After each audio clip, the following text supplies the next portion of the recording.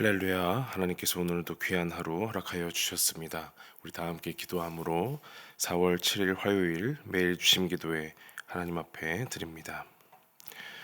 생명의 주관자 되시는 하나님 아버지, 부활의 기쁨과 감격이 온 땅에 가득한 이 아침에 우리를 기도의 자리로 불러주셔서 감사드립니다. 섬유근통으로 고통받는 자녀를 위하여 기도하오니 원인 모를 통증으로 인하여서 일상의 평안을 잃어버린 주님의 귀한 자녀를 긍휼히 여겨 주옵소서. 강력한 약으로 인하여서 정신이 혼미하고 기억력마저 흐려지는 고통 속에 있습니다. 주님의 보혈로 뇌와 신경계를 덮어주시고 약의 부작용으로부터 지켜주셔서 맑은 정신을 회복시켜 주옵소서. 밥도 잘 먹고 체력을 회복하여서 씻은 듯이 통증이 사라지고 깨끗하고 말끔한 몸과 마음으로 주님을 찬송하게 하옵소서. 고혈압으로 인하여서 뇌출혈로 급히 응급실을 향했던 집사님을 기억합니다. 주님의 강한 손으로 붙들어 주시고 이제 일반 병동으로 옮겨서 회복의 시간을 갖게 하시니 또한 감사를 드립니다. 터진 혈관이 온전히 아물게 하여 주시고 뇌 속에 고인 부정한 것들이 깨끗이 사라져 아무 후유증 없이 온전한 기능을 되찾게 하옵소서. 예기치 못한 사고로 발목 골절상을 입고 거동에 불편함을 겪고 있는 집사님들을 위하여 기도합니다. 부러진 뼈가 주님의 질서 안에서 단단하게 결합되게 하시고 인대와 근육이 강건해져서 통증 없이 속히 일어서게 하옵소서. 움직이지 못하는 이 답답한 시간이 주님과 깊이 교제하는 안식의 시간이 되게 하시고 조속히 회복하여서 다시금 기쁨으로 성전을 밟고 봉사의 자리로 돌아오게 하여 주옵소서. 지난 부활 주일 케냐 나이로비의 길거리 아이들을 위한 JTS 센터 마련을 위하여 온 성도가 마음을 모으게 하시니 감사합니다. 구젠가 프로젝트를 통하여 모인 귀한 예물이 나이로비 땅의 하나의 미랄이 되어서 소외되고 쓰레기를 뒤지는 거리 아이들에게 따뜻한 쉼과 돌봄을 주는 생명의 보금자리가 되게 하옵소서. 유경일 선교사님과 돕는 손길들의 지혜를 더하셔서 그곳 아이들의 육신뿐 아니라 영혼까지 치유받는 거룩한 곳이 되게 하여 주옵소서. 만물이 소생하는 봄을 맞아 다시금 목장 모임으로 모이는 우리 교회 공동체들을 위해 성령의 단비를 내려 주옵소서. 서로의 아픔을 내 아픔으로 여기며 진심으로 위로하고 돌보는 신앙의 가족들이 되게 하시고 모일 때마다 주님의 평강이 가득하게 하옵소서. 목장지기들에게 목자의 심정을 허락하여 주셔서 흩어졌던 마음들이 모여 사랑의 띠로 하나 되는 뜨거운 공동체가 되게 하옵소서. 새로운 이름으로 나아가는 오름 청년부를 위하여 기도하오니 주님을 향해 한 걸음 더 높이 올라가고자 결단하는 청년들이 되게 하옵소서. 불확실한 미래와 세상의 거센 풍파 속에서도 주님이 그들을 만나주시고 그들의 앞길을 광명한 빛으로 인도하여 주옵소서. 오름 청년부의 모든 지체가 그 이름처럼 믿음의 높은 산에 올라 하나님의 영광을 바라보는 세대가 되게 하여 주옵소서. 오늘 우리에게 주시는 요한복음의 말씀을 통하여서 부활 이후에 우리의 삶이 어떤 방향으로 나아가야 할지 깊이 되돌아보게 하옵소서. 눈에 보이는 증거에만 매달리는 신앙을 넘어서서 보지 못하지만 믿는 자들에게 약속된 그 복을 소유하며 일상의 삶에서 부활의 증인으로 살게 하옵소서. 말씀 한 구절마다 우리 영혼의 골수를 찌르는 능력이 되게 하시고 오늘 하루 주님과 동행하는 승리의 삶이 되게 하옵소서. 우리의 모든 기도를 들으시고 가장 좋은 것으로 응답하시는 예수님의 이름으로 기도하옵나이다. 아멘. 오늘 우리에게 주신 하나님의 말씀은 요한복음 21장 1절에서 14절입니다. 신약성경 요한복음 21장 1절에서 14절 말씀 우리 한 절씩 교독하고 14절은 같이 읽겠습니다. 그 후에 예수께서 디베랴 호수에서 또 제자들에게 자기를 나타내셨으니 나타내신 일은 이러하니라. 시몬 베드로와 디두모라 하는 도마와 갈릴리 가나 사람 나다나엘과 세베대의 아들들과 또 다른 제자 둘이 함께 있더니 시몬 베드로가 나는 물고기 잡으러 가노라 하니 그들이 우리도 함께 가겠다 하고 나가서 배에 올랐으나 그날 밤에 아무것도 잡지 못하였더라. 날이 새어갈 때에 예수께서 바닷가에 서셨으나 제자들이 예수이신 줄 알지 못하는지라. 예수께서 이르시되 얘들아 너희에게 고기가 있느냐 대답하되 없나이다. 이르시되 그물을 배 오른편에 던지라 그리하면 잡으리라 하시니 이에 던졌더니 물고기가 많아 그물을 들 수 없더라. 예수께서 사랑하시는 그 제자가 베드로에게 이르되 주님이시라 하니 시몬 베드로가 벗고 있다가 주님이라 하는 말을 듣고 겉옷을 두른 후에 바다로 뛰어내리더라. 다른 제자들은 육지에서 거리가 불과 한 50칸쯤 되므로 작은 배를 타고 물고기 든 그물을 끌고 와서 육지에 올라 보니 숯불이 있는데 그 위에 생선이 놓였고 떡도 있더라. 예수께서 이르시되 지금 잡은 생선을 좀 가져오라 하시니 시몬 베드로가 올라가서 그물을 육지에 끌어올리니 가득히 찬 큰 물고기가 153마리라 이같이 많으나 그물이 찢어지지 아니하였더라. 예수께서 이르시되 와서 조반을 먹으라 하시니 제자들이 주님이신 줄 아는 고로 당신이 누구냐 감히 묻는 자가 없더라. 예수께서 가셔서 떡을 가져다가 그들에게 주시고 생선도 그와 같이 하시니라. 이것은 예수께서 죽은 자 가운데서 살아나신 후에 세 번째로 제자들에게 나타나신 것이라. 아멘. 네, 부활의 주님이 제자들에게 세 번째 나타나신 오늘 본문을 읽었습니다. 부활의 첫 증인 여인들의 고백과 또 보고 이후에 제자들은 유대인들이 두려워서 집안에 숨기에 급급했습니다. 그러다가 이제 집 밖에 나와서는 디베랴 호숫가에서 정처 없이 어디 갈 바를 알지 못한 채 헤매고 있습니다. 마치 선장을 잃은 선원들처럼 어디로 가야 할지 키를 잡아줄 사람도 없고 내비게이션도 없고 어디로 갈지 알지 모르는 그들끼리 얼굴을 마주하고 있는 것입니다. 그동안의 예수님의 가르침을 잘 떠올리면 예수님이 돌아가시고 다시 사시면 어떤 삶을 살아야 할지 제자들이 알고 있겠지만 예수님이 돌아가시고 또 부활하시고 이렇게 말도 안 되는 우리가 상식으로 알 수 없는 당연하다 할 수 없는 그런 큰 사건들을 겪으면서 제자들의 삶이 모두 리셋이 되었습니다. 선생님이 없으니 이제는 따라다니며 의지할 사람도 없고 또 누가 나서서 제자들을 이끌면서 나를 따르라 하기도 이제 쉽지 않은 상황이고 또 그렇다고 다시 예전의 본업으로 뭐 어부나 세리로 돌아가기도 애매한 상태가 된 것이죠. 마치 전역한 군인들 국방의 의무를 다 마치고 전역한 군인들이 이런 마음이지 않을까 한번 비교를 해봤습니다. 바로 어제까지 숨 돌릴 틈 없이 정해진 시간에 맞춰서 해야 할 일들을 하던 사람들이 목표 의식과 사명을 다 이제 사라지고 하루아침에 민간인이 되어서 난 이제 뭘 하며 살아야 되지? 나는 어떡하지? 라는 그런 생각을 하는 것이죠. 허무하고 공허해진 삶이 하루아침에 찾아온 것입니다.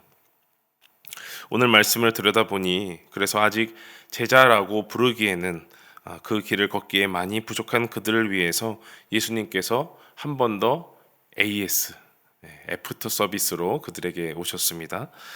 그 배경이 3절에 나와 있는데요. 말씀을 읽어보면요.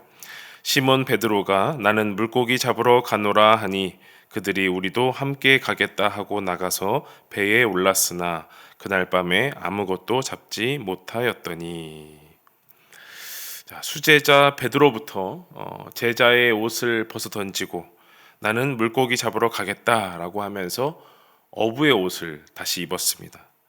사실 뭐 베드로의 옷이 뭐 이걸 갈아입고 저걸 갈아입고 한 것이 아니고 그 옷이 그 옷이겠지만 제자로서 주님을 따라다니면서 그동안 여러 기적을 체험하고 주님을 지키기도 하고 주님을 부인하기도 하면서 산전수전을 다 겪은 수제자 아니겠습니까?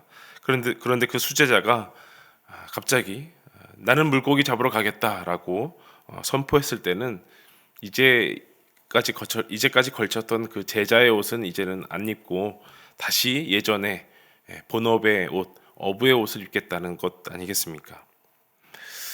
물론 우리가 신앙인으로서 이 베드로 수제자를 바라본다면 제자는 그래도 이 정도는 돼야지라고 하는 그런 숭고한 자세가 있겠지만 베드로도 사람이고 또 긴 세월을 어부로 지난 시절이 더 길고 지난 날들을 봤을 때 그 자체를 비난할 수는 없을 것입니다.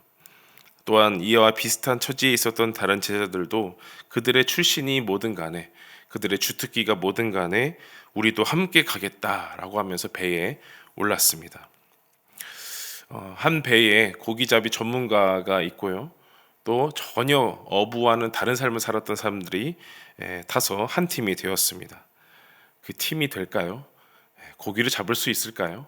아마 고기가 눈앞에 있어도 잡지 못했을 거다 이런 생각이 듭니다. 결국은 밤새 아무것도 잡지 못하고 허탕만 쳤습니다. 여인들이 일찍이 빈 무덤에서 허탄한 눈물을 지었다면 이제 제자들은 빈 그물을 잡고 허무한 숨만 내쉬고 있었던 것이죠. 이렇게 텅 비어버린 그들에게 부활의 주님이 다시 한번 나타나셨습니다.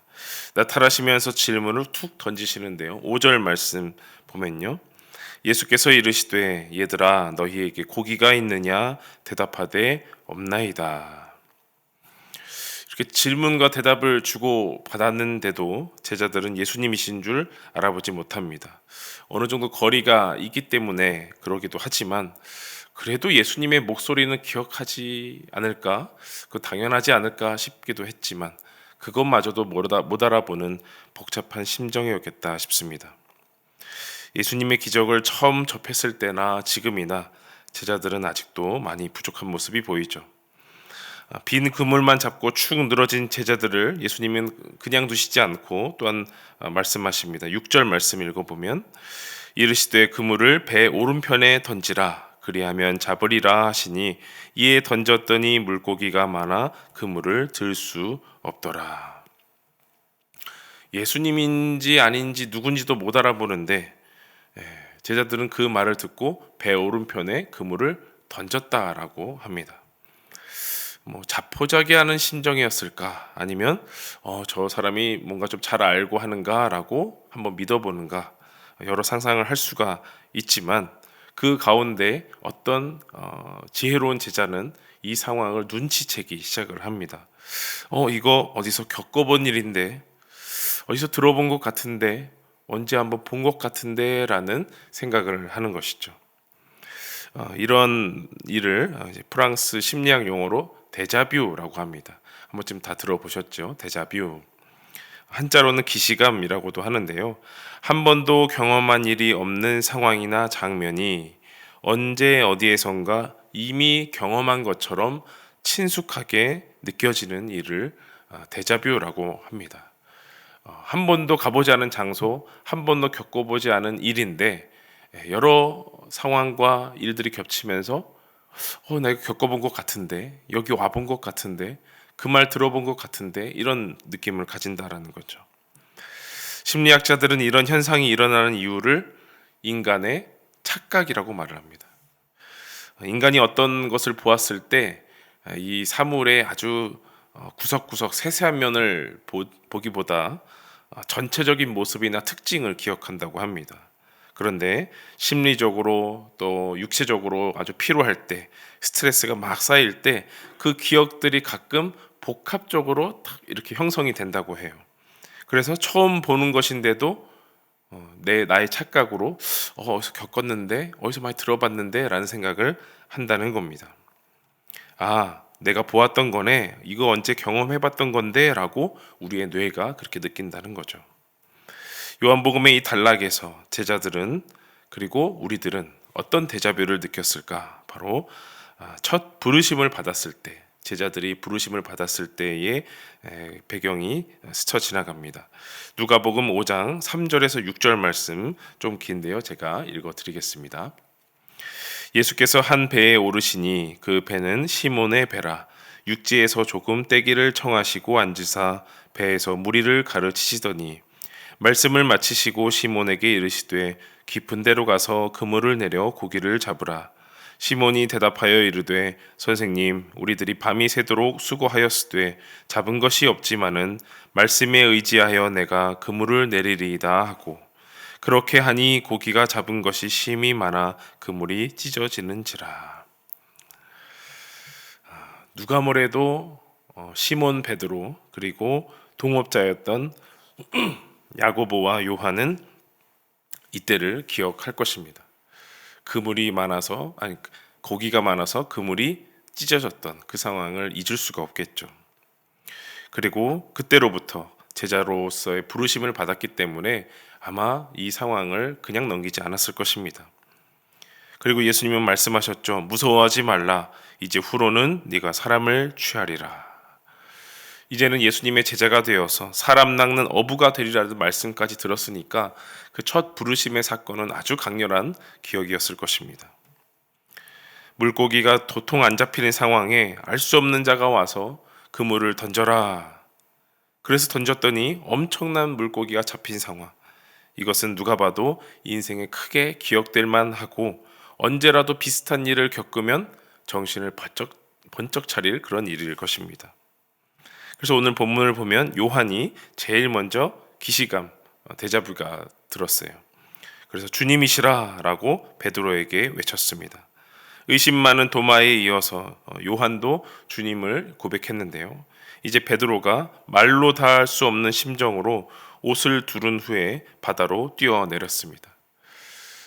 조금 전까지 입고 있었던 그 어부의 옷을 이제 벗어 던지고 제자의 옷을 다시 두르고 바다로 뛰어 내려갔습니다.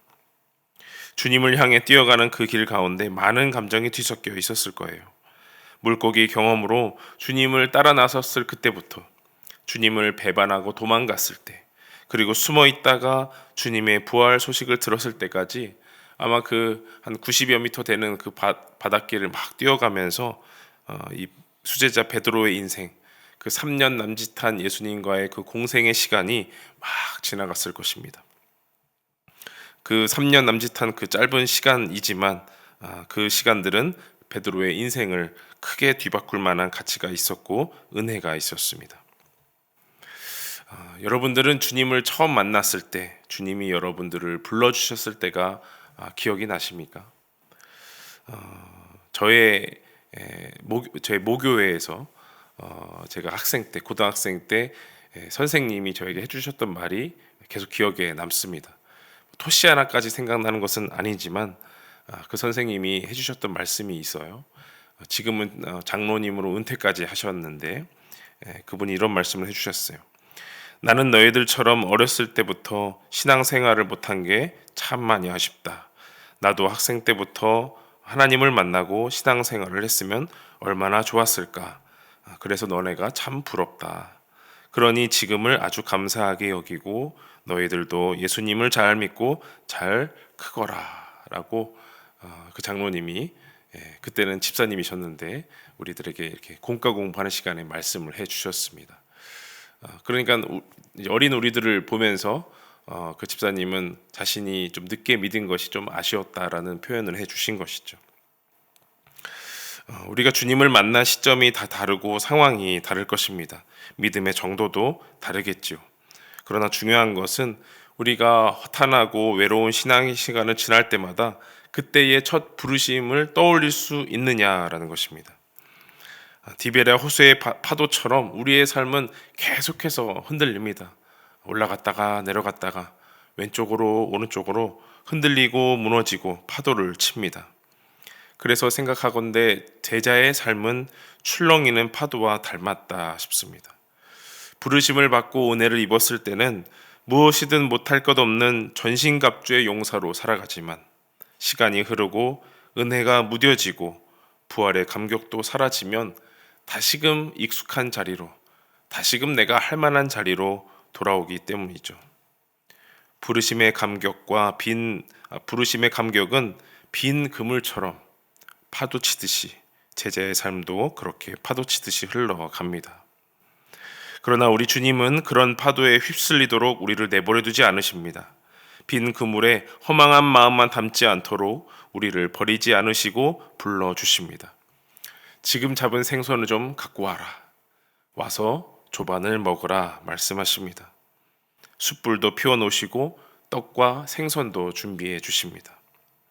그러고 보니까 예수님이 돌아가시기 전에 나눴던 그 마지막 만찬이 마지막은 아니었구나 싶습니다. 이제 새로운 만찬으로 제자들을 초대해 주신 것이죠. 이제는 제자들도 다 압니다.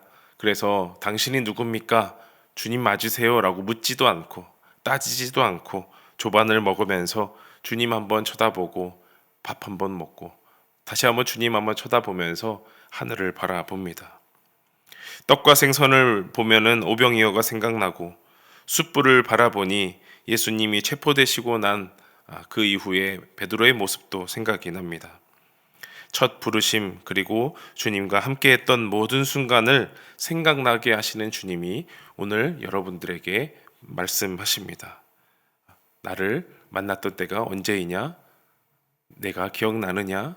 다시 한번 그때처럼 돌아갈 수 있겠느냐? 불러주십니다.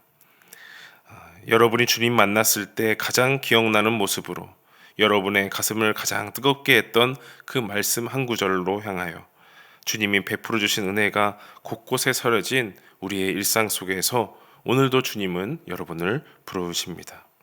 이제는 우리가 믿음으로 다시 제자로서 응답해야 할 차례입니다. 거창하지는 않아도 대단하지는 않아도 어차피 우리는 파도의 길이니까 흔들리고 넘어지기도 할 테니까 다시 한번 그때그때마다 일어서서 그리스도의 표대를 향하여 나아가기를 바랍니다. 그 결단과 마음을 담아서 이제 마지막 빌립보서 3장 14절 말씀 다 함께 읽고 기도하겠습니다. 표대를 향하여 그리스도 예수 안에서 하나님이 위에서 부르신 부름의 상을 위하여 달려가노라. 아멘. 기도하겠습니다. 우리를 다시 제자로 부르시는 주님, 끊임없는 파도 속에 휩쓸리고 다시 옛 모습으로 돌아가려는 우리를 붙잡아 주셔서 감사합니다. 주님의 말씀 한마디로 이제까지 베푸셨던 모든 은혜가 생각납니다. 아무리 우리가 무지하더라도 그 은혜들을 잊지 않게 하시고 앞으로 대단한 제자가 되진 못하더라도 끝까지 주님 곁에서 주님이 원하시는 일을 끝까지 완수하는 작은 제자가 되게 하옵소서. 오늘도 그렇게 동행하시고 지켜주실 줄 믿사옵고 예수님의 이름으로 기도하옵나이다. 아멘. 다 함께 기도하며 나아가시겠습니다.